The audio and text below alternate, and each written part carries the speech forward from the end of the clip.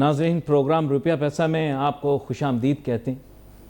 बात यह कि आज थोड़ी तबीयत नासाज है, दवा भी नहीं खाई हुई, तो कुछ ज़ुबान में लुकनत आए तो मुझे माफ़ कर दीजिएगा। कभी कभी ऐसे भी होता है भाई, और मिजाज हालात वाक़यात के हिसाब से चलना चाहिए। मेरे जहन में तो बहुत सारे मौज़ूआत, ख़यालात, नज़रियात हैं, लेकिन आज मैं कोशिश करूँगा ख़ुद को माशी मामलात तक ही महदूद रखूँ। अब बात कुछ ऐसी है कि IMF ने जब से कर्ज़ा देने की ठान ली है, उन्होंने साथ में नई शराइत को भी शामिल कर दिया है और हमें ये भी बता दिया है कि क्या क्या हमने करना है और क्या क्या नहीं करना। तो उन्होंने पूरी प्ले बुक जो है वो हमारे सामने बता दी है। प्ले बुक के माने ये हैं कि उन्होंने अपने जहन के अंदर आने वाले जितनी चीज़ें हैं वो सब उन्होंने हमें बताई हैं कि भाई ये करो।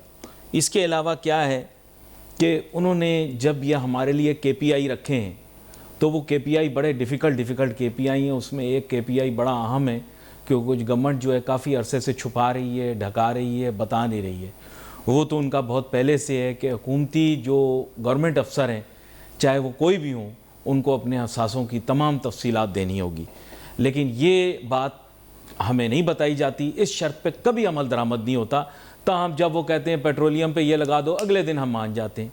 लेकिन ये वाली शर्त के ऊपर हम डावा डोल, टाल मटोल, ड्रामे ढकोसले किए जा रहे हैं। क्यों कर रहे हैं ये हमको नहीं पता। इसके अलावा क्या है कि हमें टैक्स इस्लाहाती पॉलिसी भी लानी पड़ेगी।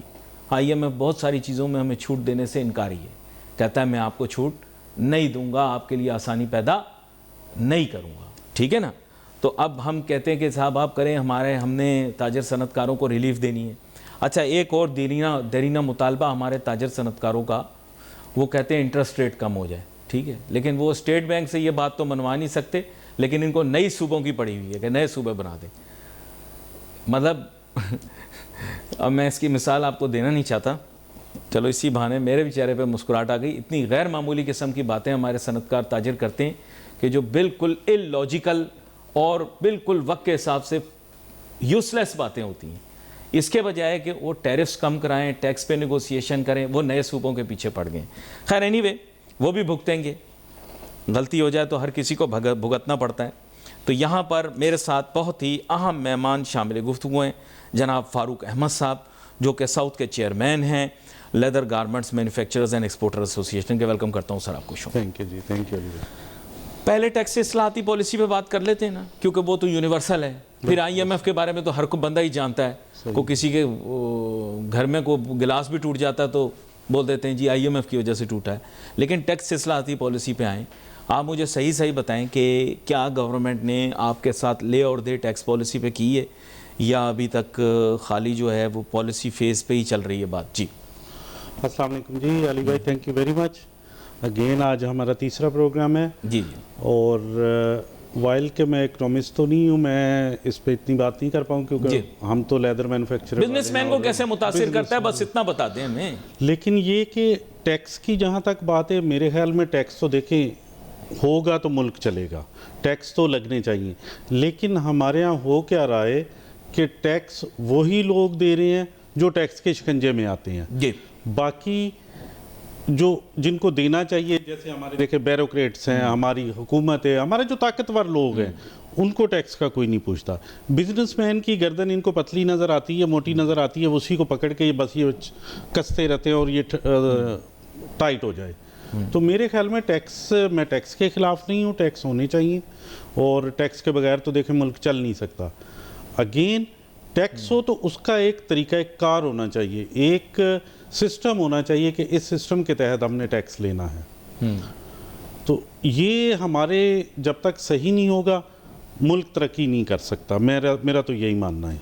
देखिए, अभी जो जैसे आपने कहा कि बुनियादी मसला वो यही है कि वो कहते हैं कि चूँकि आप बरह रास्त यानी डायरेक्ट टैक्सेस मौसूल करने में नाकामयाब रहें, इसलिए आप बिला वास्ता यानी इनडायरेक्ट टैक्सेस के ऊपर फोकस कर लें। वो आपको एज एन इंडस्ट्रियलिस्ट भी मुतासिर करता है, क्योंकि इसके माने ये हैं कि पावर टैरिफ, गाड़ी में डलने वाला पेट्रोल, जनरेटर में डलने वाला डीजल, या फिर दूसरे से ख़रीदा हुआ माल, जैसे कि आपको पता होगा जो GST की शक्ल के अंदर हमें कभी वैट कह देते थे, फिर इसको GST बना दिया, फिर RGST बना के फिर GST बना दिया। ये ऐसे लग रहा है जैसे वो एक अखबार में पढ़ के जो है ना لوگ ستارے دیکھ کے بچے کا نام بدلتے رہتے تھے. اب اس کا نام یہ رکھ دو, اب اس کا نام یہ رکھ دو, اب اس کی صحت ٹھیک ہو جائے گی, اب یہ بندہ ٹھیک ہو جائے گا, اب یہ آوارہ نہیں رہے گا. تو ہم نام بدل بدل کے انڈائریکٹ ٹیکسز کے اپلائی کرتے جا رہے ہیں.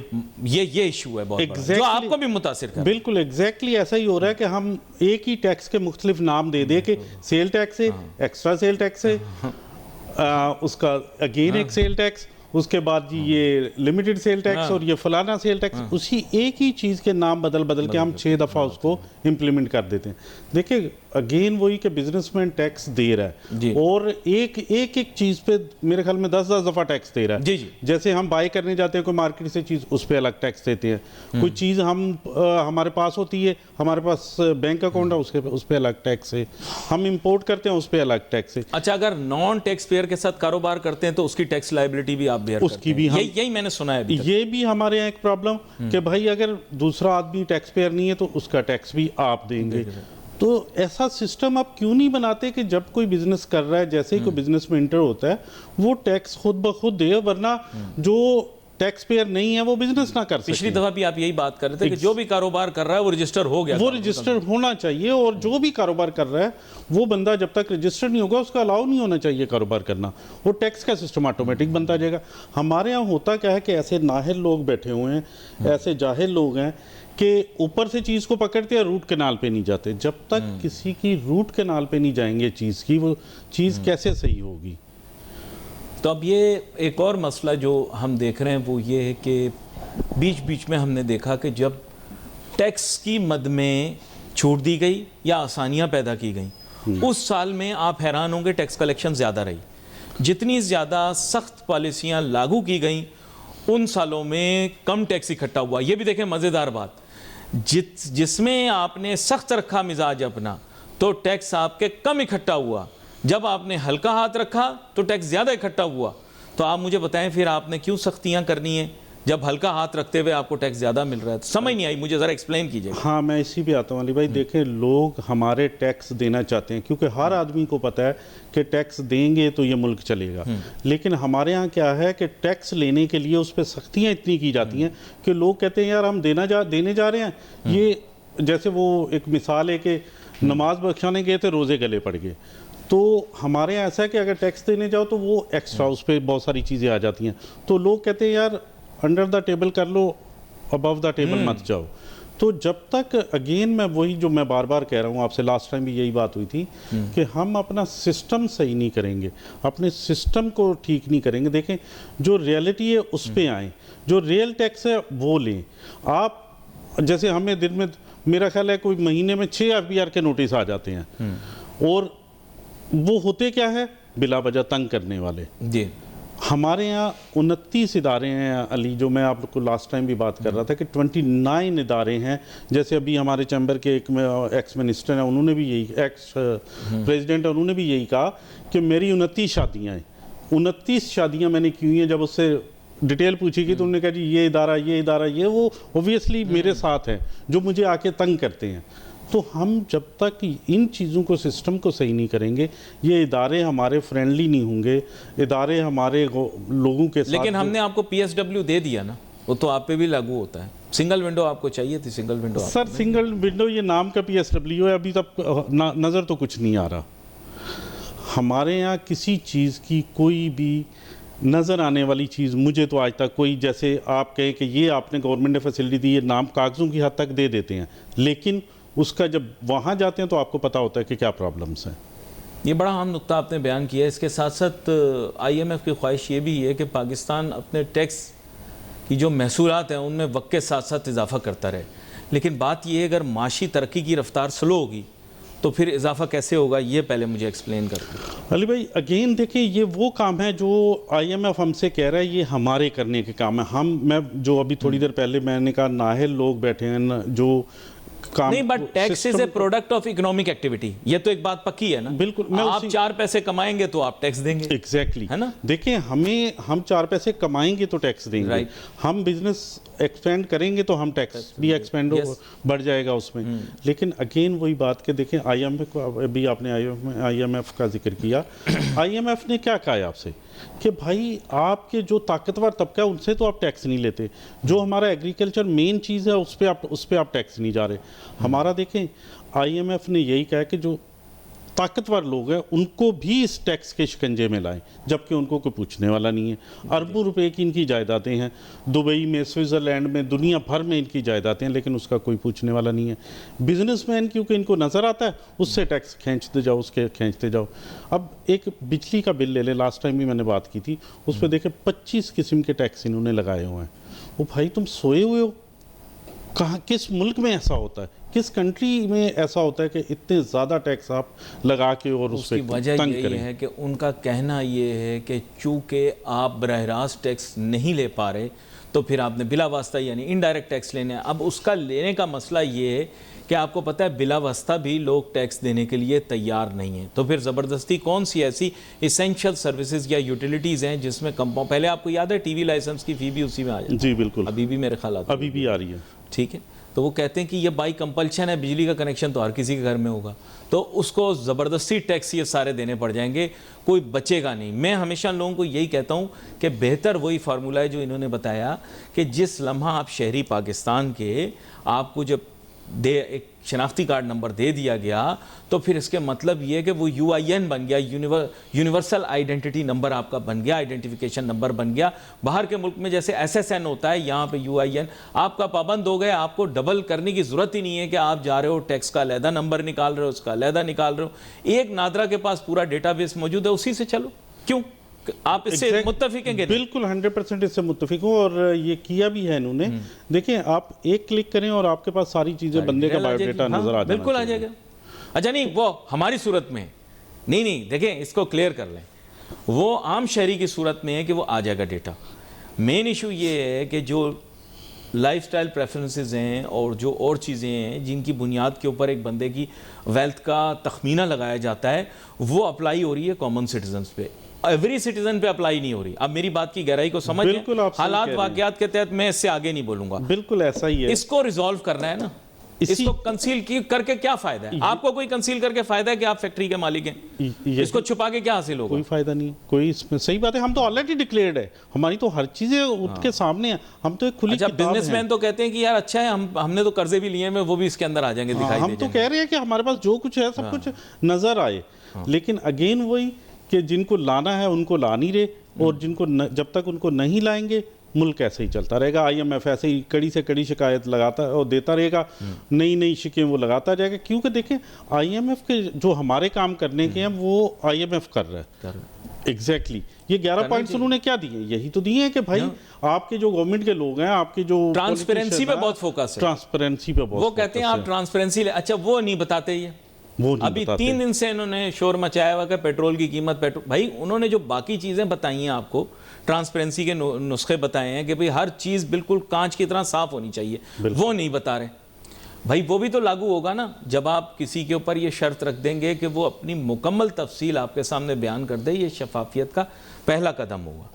تو تاجر صنعت کار تو راضی ہیں, کیونکہ یہ تو آلریڈی بہت ساروں کا تو یہ کلیم ہے کہ ہم حصے سے زیادہ دے رہے ہیں, جتنا بنتا ہے اس سے زیادہ دے رہے ہیں. بہت سارے کاروباریوں کا کہنا ہے, مجھے نہیں پتا. مطلب ہے ہی یہ نا, یہ تو حقیقت ہے کہ ہمارا ایک عام بزنس مین, میں نے آپ کو جیسے بتایا کہ ابھی آپ تھوڑی دیر پہلے سم کی بات کر رہے تھے, آپ سم میں ایک کارڈ ڈلواتے ہیں, ایک بیلنس ڈلواتے ہیں, اس پہ آپ کا ٹیکس فوراً کاٹ دیا جاتا ہے. اس کے بعد جتنی کالز کرتے ہیں جی اتنا ٹیکس, اتنی کال, اتنا ٹیکس, یہ تو ایک ہی وہی ٹیکس ہم 3 4 دفعہ دے رہے ہیں. ہمارے یہاں یہی پرابلم ہے کہ جو آ رہا ہے شکنجے میں اس کو کھینچتے جا رہے ہیں, جو نہیں آ رہا اس کو کوئی پوچھنے والا نہیں ہے.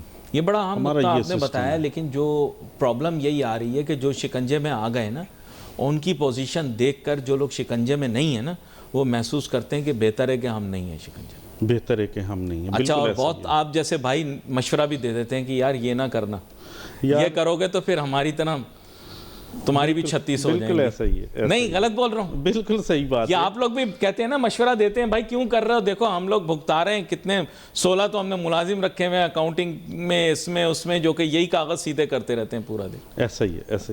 علی دیکھیں لاسٹ ٹائم بھی وہی بات پھر اگین کی کوئی باتیں تو وہی ہوں گی جب تک یہ ان باتوں کو ریکٹیفائی نہیں کیا جائے گا ہم آگے نہیں بڑھ سکتے. اچھا یہ بھی میں ایک نقطہ اور ملا دوں.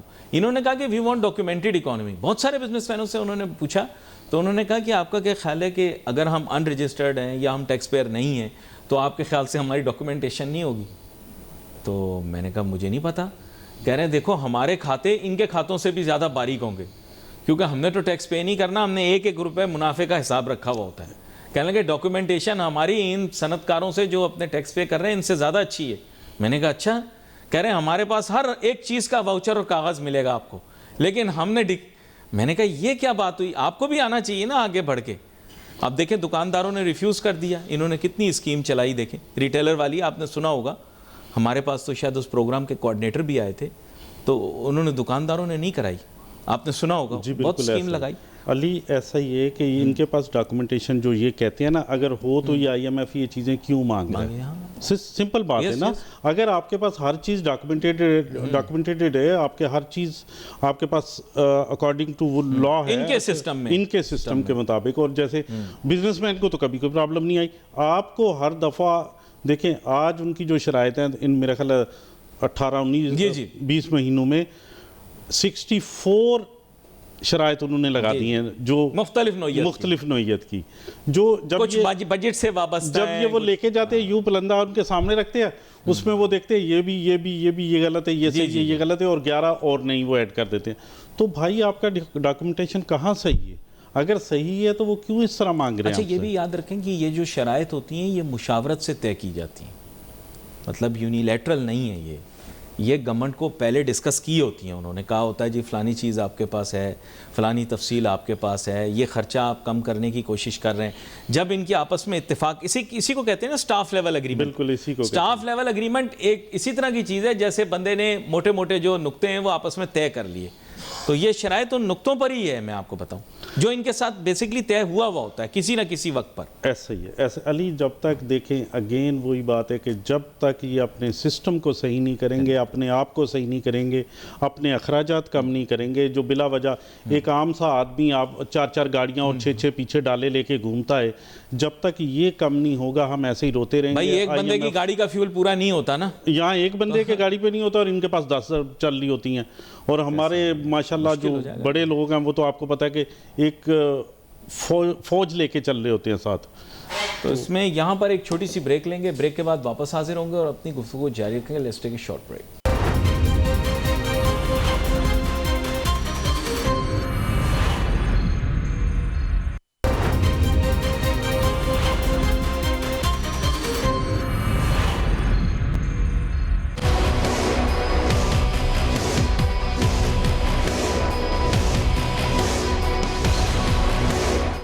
ناظرین welcome back after the break. گفتگو جاری ہے فاروق احمد صاحب کے ساتھ، اور میرے خیال سے آسان طریقے سے سہل الفاظ کے اندر آپ کو بتانے کی کوشش کر رہے ہیں from a business means perspective کہ بیسکلی یہ جو ٹیکس اصلاحات ہیں ان کی کیا امپلیکیشنز ہماری اکانومی پہ ہو سکتی ہیں. اب بیسکلی جیسے انہوں نے کہا کہ اتنے مہینوں میں انہوں نے تو ہمارے ہاتھ میں پلندہ پکڑا دیا.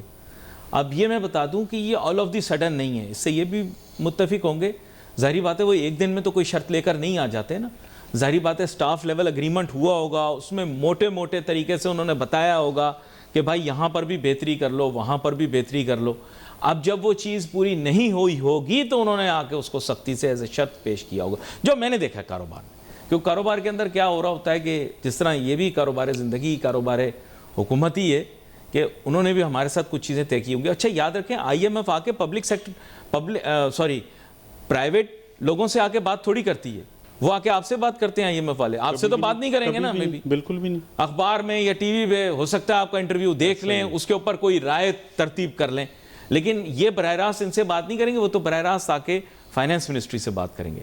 اچھا مزے کی بات میں آپ کو بتاؤں کہ جو پالیسی ہے وہ ایف بی آر سے لے لی گئی ہے. اب پالیسی جو ہے وہ فائنانس منسٹری بنائے گی.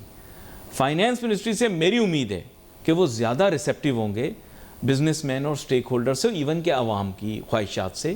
کیونکہ دیکھیں ٹیکسیشن، یہ کیننز آف ٹیکسیشن میں شامل ہے نا کہ بھئی مطلب جس چیز کے اوپر ٹیکس کی شرائط لاگو ہو سکتی ہیں اسی پہ ٹیکس لگ سکتا ہے، جس کا تخمینہ لگایا جا سکتا ہے اسی پہ ٹیکس لگ سکتا ہے. یہ بھی ایک بڑی عجیب سی چیز ہے. یہ آج نہیں بلکہ سینکڑوں سال پرانی یہ تاریخ میں نکلا ہوا. شاید قدیم روم کے اندر بھی جب ٹیکس لگتا تھا تو انہوں نے کہا بھائی جس چیز کے اوپر آپ گنتی کر سکتے ہو جس چیز کی اس پہ ٹیکس لگ سکتا ہے. میں بولوں آسمان میں جتنے ستارے ہیں ان سب پہ ٹیکس لگا دو تو وہ ممکن نہیں ہے. ممکنات کے اندر وہ چیزیں ہیں جو گنی جا سکیں، جن کا حساب لگایا جا سکے. ٹھیک ہے، تو یہ بھی ایک بہت بڑی ایشو ہے جسے ویلیویشن کہتے ہیں. بالکل ایسا آپ لوگوں کے لیے پرابلم آتی ہے، میں نے سنا ہے ویلیویشن کی بہت پرابلم آتی ہے آپ لوگوں کا تو اتنا نہیں ہوتا ہوگا. بہت ساری انڈسٹریز میں ایچ ایس کوڈ کے بہت مسئلے مسائل ہوتے ہیں. نہیں، ایچ ایس کوڈ کا ایسا اتنی پرابلم نہیں ہے علی. دیکھیں اگین وہی ہے کہ بزنس مین کی ہر چیز ڈاکومنٹیڈ ہوتی ہے. بزنس مین بڑا سنبھل کے چلتا ہے، اس کو پتہ ہے کہ کبھی بھی ہمارے کھاتے کھل سکتے ہیں، کبھی بھی کچھ ہو سکتا ہے. تو اگین بزنس مین کو صرف تنگ کیا جاتا ہے. بزنس مین تنگ نہیں ہے، تنگ کیا جاتا ہے اس کو. بزنس مین کی ہر چیز ڈاکومنٹیڈ ہے، ہر چیز کلیئر اینڈ کرسٹل ہے. لیکن آپ لوگ ایکسپورٹر ہیں، ہمیں یہ تاثر دیا گیا کہ آپ کی 5 انگلیاں گھی میں سر کڑائی میں، آپ لوگوں پہ کوئی ٹیکس ویکس نہیں لگتا. علی بھائی ہمیں یہ تاثر دیا گیا، ہمیں ایکسپلین کریں آپ. میں وہی آپ کو بتانا چاہ رہا ہوں کہ ہمارے یہاں ایک یہ بھی پرابلم ہے کہ ہم ہر دوسرے آدمی کو کہتے ہیں کہ یہ بہت اچھا ہے. یہ اپنے گریبان میں نہیں دیکھتے کہ ہم کیا کر رہے ہیں. گورنمنٹ اپنے گریبان میں نہیں دیکھتی کہ ہم کیا کر رہے ہیں. ان کو نظر آ رہا ہے کہ جو بزنس مین فراڈ کر رہا ہے، بزنس مین ٹیکس نہیں دے رہا، بزنس مین نہیں. لیکن اگر ایکسپورٹر صحیح بھی کام کر رہا ہے تو ایکسپورٹر مزے میں تھوڑا واضح کریں مجھے. میں وہی آپ کو بتانا چاہ رہا ہوں کہ ایکسپورٹر کی ہر چیز ان کی نالج میں ہوتی ہے. ایکسپورٹر کی دیکھیں میں اپنی بات بتا رہا ہوں، ہمارا ریمیٹنس آتا ہے، بینک ہمارے سارے پیسے کاٹ کے جو بھی ٹیکس ہے 1% یہ کٹ گیا، یہ بینک چارجز ہو گئے، یہ وہ ہو گئے، یہ وہ ہو گئے، اور اس کے بعد ہمیں پیمنٹ ملتی ہے. جی لیٹ سے جیسے آپ کو یہ بتا رہا ہوں کہ جب پیمنٹ آتی ہے، ایک چھوٹی سی میں بتا رہا ہوں کہ تقریباً $500 بھی اگر آتا ہے تو اس پہ $15-20 تو پہلے انٹرنیشنل چارجز کٹ جاتے ہیں. اس کے بعد 1% آپ کا یہ کٹ گیا. یہ جو ایکسپورٹ پروسیڈ، یہ ایکسپورٹ پروسیڈ جو ہوتی ہے. ٹھیک ہے، تو ایکسپورٹر تو ویسے ہی کلیئر ہے. لوکل میں آپ آئی ڈونٹ نو کیونکہ ہمارا لوکل کا بزنس نہیں ہے، لوکل میں پھر بھی شاید کچھ یہ ادھر آپ کی ایکسپورٹ اورینٹڈ انڈسٹریز آپ اس کے حساب سے بتا رہے ہیں. ہمارا تو بالکل ہر چیز کلیئر ہوتی ہے. ہم تو ٹیکس میں اس میں ہم تو کسی چیز سے چھپا ہی نہیں سکتے. آپ کو رجسٹریشن کرنی پڑتی ہے اپنی باقاعدہ ٹیکسیشن. اوبویسلی ہر چیز کلیئر ہوتی ہے، ہر چیز کی آڈٹ ہوتی ہے. اچھا، یو آر اسٹل ان 0% اور نو؟ نہیں، کس نے کا 0%؟ ہمیں یہ بتایا گیا نا بھئی آپ لوگ 0% انڈسٹریز کے اندر آتے ہیں جو کنونشنل ایکسپورٹرز. نہیں 0% تو کچھ ہے ہی نہیں. 0% دیکھیں کچھ چیزوں پہ ہے. جیسے آپ دیکھیں ہم ایک چیز امپورٹ کرتے ہیں، اس پہ بھی تقریباً 7-8-9% ٹیکس دے کے ہمیں 0% کیا ہے، صرف سیل ٹیکس 0% ہوتا ہے. جو وہ بھی کن چیزوں پہ جو امپورٹ کرتے ہیں چیزیں. لیٹ سے جیسے میں نے کیمیکل امپورٹ کیا، کیمیکل کا میں یعنی ری ایکسپورٹ والی جو چیزیں ہیں وہ علیحدہ اسکیم ہے، وہ الگ ہے. باقی تو کوئی چیز زیرو نہیں ہے. مشینری آپ منگوا سکتے ہیں؟ مشینری بھی نہیں منگوا سکتے. مشینری منگوائیں گے وہ بھی ٹیکس 0% نہیں. مشینری 0% بالکل بھی نہیں. ہاں 0% وہاں پہ ہے جیسے یہ ابھی نئے انڈسٹریل اسٹیٹ لگ رہی ہیں، ان میں گورنمنٹ نے کچھ عرصے کے لیے یہ دیا ہے کہ بھائی آپ ایک دفعہ مشینری جب منگوائیں گے نہیں، کیونکہ وہ گورنمنٹ کی اچھی پالیسی ہے، پروموٹ کر رہی ہے انڈسٹری کو کہ لوگ انڈسٹری لگائیں، اور اس کو وہ 0% کر رہے ہیں. باقی جو پرانی انڈسٹری ہے جیسے ہم یہاں امپورٹ کرتے ہیں، جو بھی مشین امپورٹ کرتے ہیں اس پہ ڈیوٹی لگتی ہے ہماری. نہیں، میں فیکچوئل پوزیشن اس لیے آپ سے جاننا چاہ رہا ہوں کیونکہ بہت ساری چیزوں کے اندر ہمیں کنفیوژن ہوتی ہے. اچھا، الیکٹرسٹی ٹیرف آپ لوگوں پہ انڈسٹریل لاگو ہوتا ہے؟ نہیں، وہ بھی نارمل ہے، کوئی ایسا نہیں. 54 روپیز آج بھی دے رہے ہیں ہم، 54 یا شاید ایسے کچھ ہے. اور اس میں سارے ٹیکسز ریگولر؟ سارے taxes all they are not exempted to you? It's not exempted. Every tax is over there. آپ لوگوں کو انکم ٹیکس بھی دینا پڑتا ہے؟ کارپوریٹ ٹیکس بھی دینا پڑتا ہے. وہ لاگو ہے اگر آپ کے پاس بل ہے، میں شاید نہیں منگوا لیتا ہوں، میں آپ کو دکھا دیتا ہوں کہ آپ دیکھیں گے تو آپ لوگوں کو کارپوریٹ انکم ٹیکس دینا پڑتا ہے. وہی سلیب ہے آپ لوگوں؟ وہی سلیب ہے ہمارا. بلکہ ہمارے ہاں تو شاید ریزیڈینشل کو کچھ رعایت ہیں، بزنس مین کو تو کوئی بھی نہیں ہے. یہ میں اس لیے آپ سے وضاحت لے رہا تھا کیونکہ بنیادی طور پہ ہمیں امپریشن دیا گیا ہے کہ ایکسپورٹر فل مزے میں ہے، اس کے تو وارے نیارے ہیں اور اس کی بات مانی جاتی، باقی لوگوں کی نہیں مانی جاتی. یہ ہمیں تاثر دیا جاتا ہے نا، تو ہمیں یہ لگتا ہے کہ بھئی آپ تو ٹیکس دے ہی نہیں رہے، آپ تو فل ملک کے مزے لے رہے ہیں اور ہر طرح سے آپ کو ایگزمپشن. ویسے میرے خیال سے آئی ایم ایف کی کرنٹ پالیسیوں کے تحت اگر کوئی ماضی میں چھوٹ تھی بھی تو وہ بھی ختم کرنی پڑی ہے، جو میرا اندازہ ہے. دیکھیں علی، اگین میں یہ کہوں گا کہ ہمارے یہ جو آئی ایم ایف نے شرائط لگائی ہیں کچھ صحیح ہیں کچھ غلط ہیں، لیکن پھر بات وہی کہ آئی ایم ایف ہمیں کیوں ڈکٹیٹ کر رہا ہے، ہم آئی ایم ایف کے چنگل سے باہر کیوں نہیں نکل رہے. اس کی وجہ صرف یہی ہے کہ ہم یہ اپنی چیزیں سلو کم کر لیں گے، ہم گورنمنٹ اپنے ٹیکسز دے گی، گورنمنٹ اپنے اخراجات کم کرے گی. دیکھیں اگر آپ کے خرچے ہیں 100 روپیہ، آپ ارن کر رہے ہیں 50 روپے، تو 50 روپے جو ایکسٹرا ہیں وہ تو آپ پھر کسی پہ بوجھ ہی ڈالیں گے نا. تو آپ کو وہ 50 روپے جو ہیں وہ کم کرنے ہیں، اس پہ گورنمنٹ کو پالیسی بنانی ہے کہ ہمیں یہ 50 روپے کا جو انہینس ہے، جو ایکسٹرا ہے، وہ کیسے ریڈیوس کرے. اس پہ کوئی توجہ نہیں دے رہا.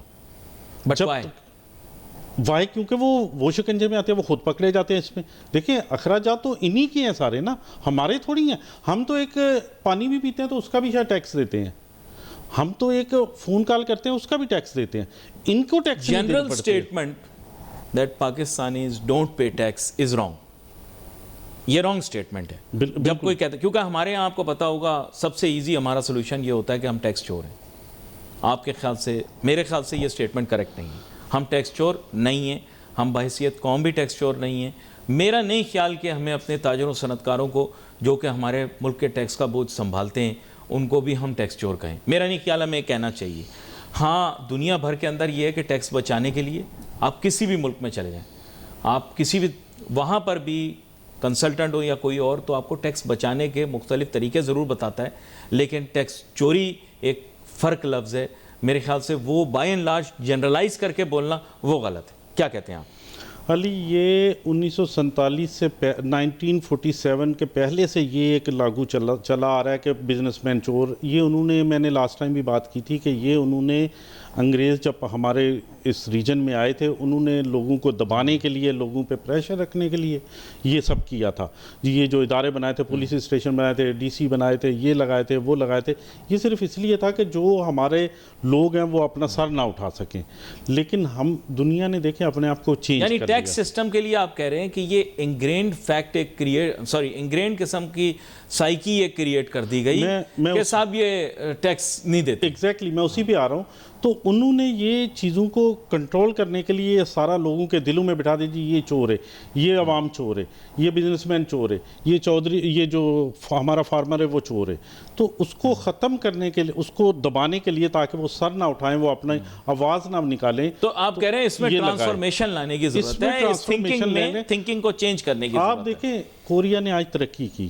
کوریا کا جو بجٹ تھا، جو ان کی پالیسیز تھیں، وہ ہمارے اللہ تعالیٰ ان کو جنت نصیب کرے ڈاکٹر محبوب الحق تھے، انہوں نے بنائی اور انہوں نے اس پہ عمل کیا، اور آج دیکھیں کوریا کہاں پہنچ گیا.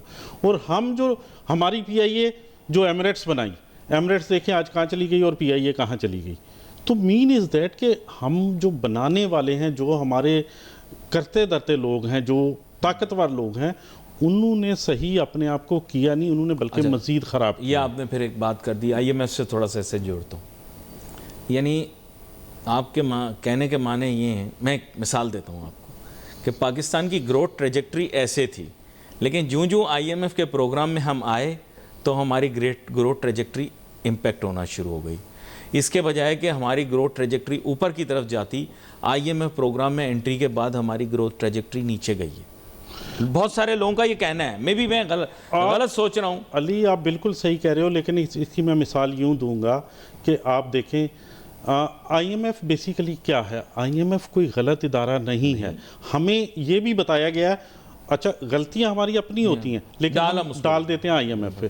آئی ایم ایف بیسیکلی یہ تھا. علی اس کی مثال میں یوں دوں گا کہ آپ نے مجھ سے 50 روپے ادھار مانگے، میں نے آپ کو دے دیے، آپ وہ کھا گئے.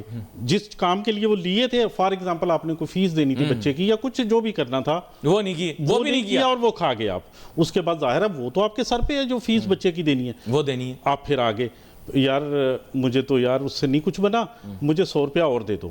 میں نے کہا وہ پہلے 50 کہاں گے؟ آپ نے کہا یار وہ یوں کوئی بھی بہانہ لگا دیا. میں بھی سمپل تھا، میں سمجھ گیا.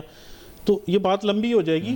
آئی ایم ایف کیا ہے کہ آئی ایم ایف ایک بیسیکلی تو دیکھیں یہ اچھے کام کے لیے بنا تھا کہ جو ملک نئی گروتھ کر رہے ہیں, جو ترقی نہیں کر پا رہے, اس کو آسان شرائط پہ قرضہ دیا جائے اور تاکہ وہ ترقی کرے اور ان کا قرضہ واپس کرے. اچھا میں آپ کو ایک مثال دیتا ہوں, یہ پوری بات سن لیجیے گا, یہ پوری بات سن لیجیے گا, ان کا قرضہ واپس کیا جائے. ٹھیک, تو ہم بجائے وہ قرضہ واپس کرنے کے یا اس سے وہی جو میں نے فیس والی مثال دی کہ فیس جمع کروانے کے آپ تو اپنا پیٹ بھر گئے, تو پھر مانگ رہے ہو, تو آئی ایم ایف کب تک آپ کا پیٹ بھرے گا بھائی؟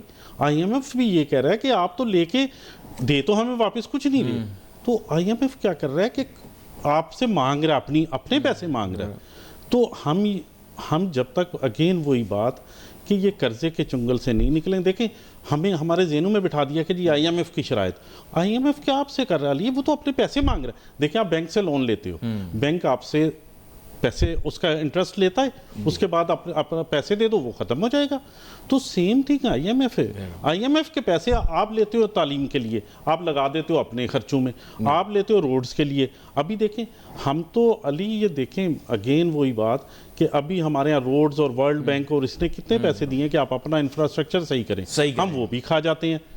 جواب دینے کے لیے تو ہم تیار نہیں ہیں. اچھا ایک بڑے مزے کی آپ سے بات کروں, کچھ لوگوں کا کہنا یہ کہ پاکستان کا فاسٹسٹ اکنامک گروتھ کا دور 80s کا دور تھا. یہ پورا کورنگی بھی جو ہے یہ پہلے بھی تھا انڈسٹریل ایریا, ایسی بات نہیں, بھٹو صاحب کی بڑی ویژن تھی, انہوں نے بنایا.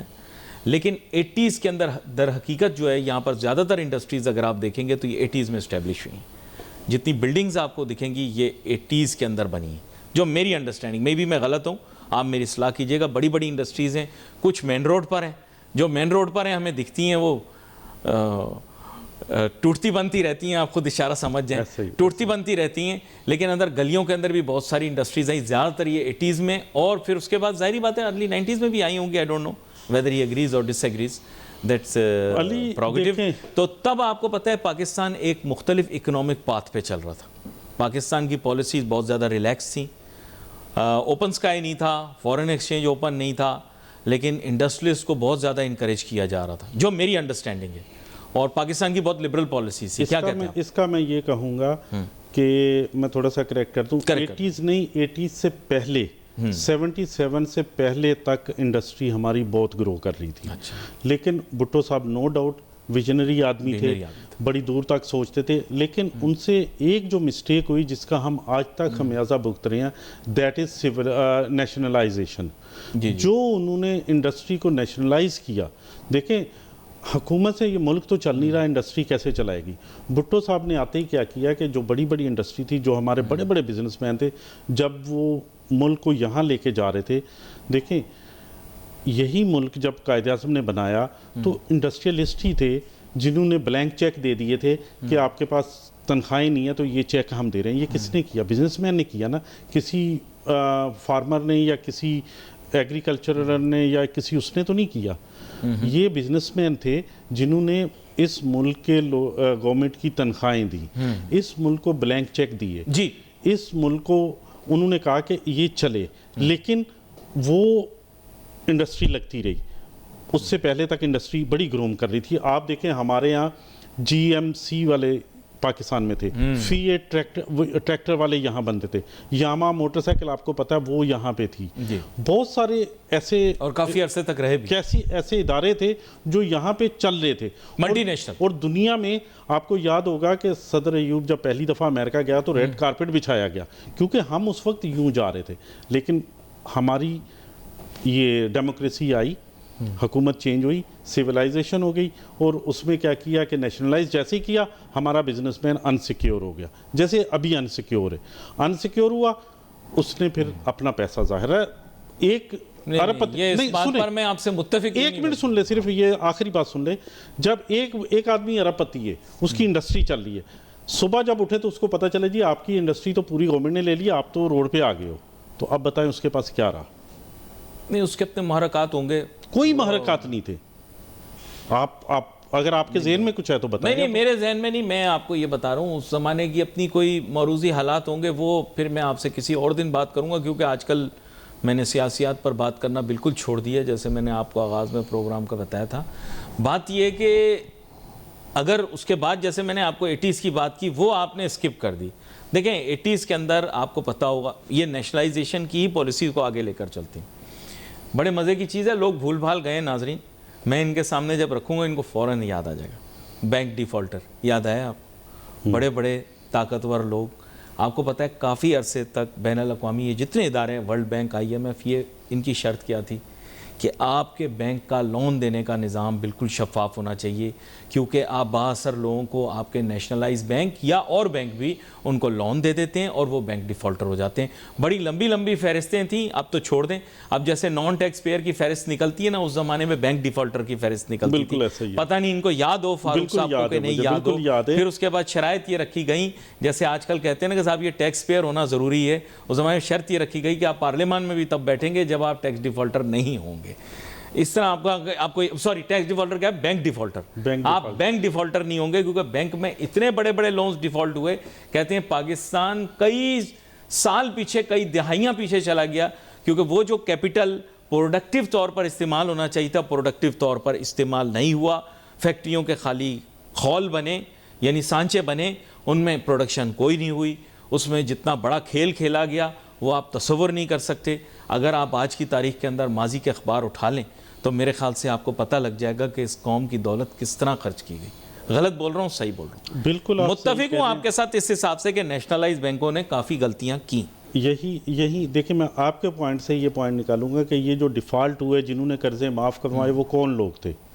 بااثر ہوں گے نا, ظاہری بات ہے, ریل بزنس مین نہیں تھے. وہ جو بااثر لوگ تھے جنہوں نے دیکھا بزنس مین کے پاس تو اتنا پیسہ, بزنس مین تو اتنی ترقی کر رہا ہے, تو وہ بھی اس میں گھسے تو اب پیسہ تو چاہیے. پیسہ کیا کیا انہوں نے؟ بینکوں سے لیا. اگین وہ اتنی کیپیبل نہیں تھے کہ کوئی انڈسٹری چلا سکتے. جب نہیں چلی تو کیا کیا؟ معاف کروا لیے قرض. پاکستان کی پوری فائنینس اینڈ بینکنگ انڈسٹری بیٹھ گئی. غلط بول رہا ہوں؟ بالکل صحیح بات ہے. بین الاقوامی اداروں نے آ کے کہا کہ آپ کی بینکاری کا نظام اتنا ابتر ہو چکا ہے کہ ملک کو چلانے میں آپ کو دشواری ہوگی. اور بڑی بڑے بینکوں کی بیلنس شیٹوں کے اندر اتنے بڑے بڑے لون ڈیفالٹ ہوتے تھے کہ آپ تصور نہیں کر سکتے. اب وہی سوال میں ان سے پوچھوں گا تو فاروق صاحب کہیں گے کہ اب بینکوں کے ڈیفالٹ کے ریٹ بہت کم ہو چکے ہیں. تبھی آپ دیکھیں بینکاری کمپنیوں کے شیئرز جو ہیں وہ اسٹاک ایکسچینج میں اتنے مہنگے ہو گئے ہیں. ورنہ ماضی کے اندر میرے خیال یہ کوئی ایسی ڈھکی چھپی بات نہیں ہے کہ جو یہ لون ڈیفالٹ تھا یہ ملک کا ایک بہت بڑا مسئلہ تھا. لیکن ایسے معاشی مسائل جو بڑے بڑے ہوں ہر چند سال کے بعد بار بار آتے ہیں. Let's take a short break.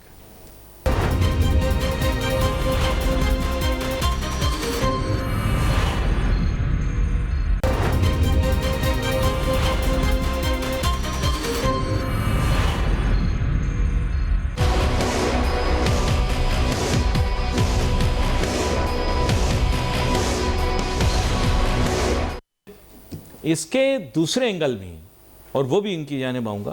بالکل یہ ظاہری بات ہے انہوں نے تاریخ کو زیادہ گہرائی سے دیکھا پڑھا ہوگا, کاروباری تاریخ کو, اور انہوں نے اس کو ظاہری بات ہے اسی پیرائے میں بیان کیا.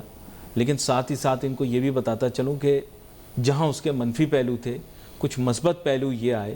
اب وہ مثبت کہہ لیں یا نہ کہیں وہ ان کی مرضی ہے, لیکن انہی لوگوں نے جنہوں نے لون لیے یا یہ کیے کافی دفعہ ان کے کاروبار کامیاب بھی ہو گئے. آج آپ کو پتہ ہوگا کہ بڑی بڑی انڈسٹریاں, بڑے بڑے سیکٹرز جن کا بار بار ذکر آتا ہے وہ ابھی انہی لوگوں کے ہیں جنہوں نے اس دور میں لگایا. اب میں اسے مثبت پیرائے میں لوں یا نہ لوں یہ تو میں نہیں کہہ سکتا, لیکن وہ لوگ آپ کے ایکسپورٹ اورینٹڈ سیکٹرز میں نہیں آئے. بائی دی وے کچھ لوگ مٹھی بھر تھے جنہوں نے کامیاب ٹیکسٹائل فیکٹریاں لگا لیں, ورنہ زیادہ تر لوگ ایسے سیکٹرز میں گئے جہاں ایسینشلز انوالو تھے تو آج بھی وہاں پر موجود ہیں اور ان کا بڑا ہولڈ ہے کیونکہ اس کے اندر ملٹیپل فیکٹرز انوالوڈ ہوتے ہیں. میں فاروق احمد صاحب کا بہت شکریہ ادا کروں گا, آپ شو میں ہمارے ساتھ شامل ہوئے. تشنگی رہ گئی, گفتگو مکمل نہیں ہوئی, بہت سارے موضوعات پہ گفتگو کرنا باقی. اگلے آنے والے پروگرام کے اندر ضرور آپ کے ساتھ اس موضوع پر بات کریں گے. ساتھ ہی ساتھ آپ کے ساتھ بات ہوئی تھی کہ ایئر اینڈ کے اندر لیدر کے نمبرز اور فیگرز بھی آپ کے ساتھ چیک کروں گا کہ صحیح جا رہے ہیں کہ نہیں. وہ اگلے پروگرام کے اندر کوشش کریں گے لیدر انڈسٹری کے بارے میں بات کریں. Wait for messages on Facebook. Ali Nasir my team کو جاتی ہے. اللہ حافظ.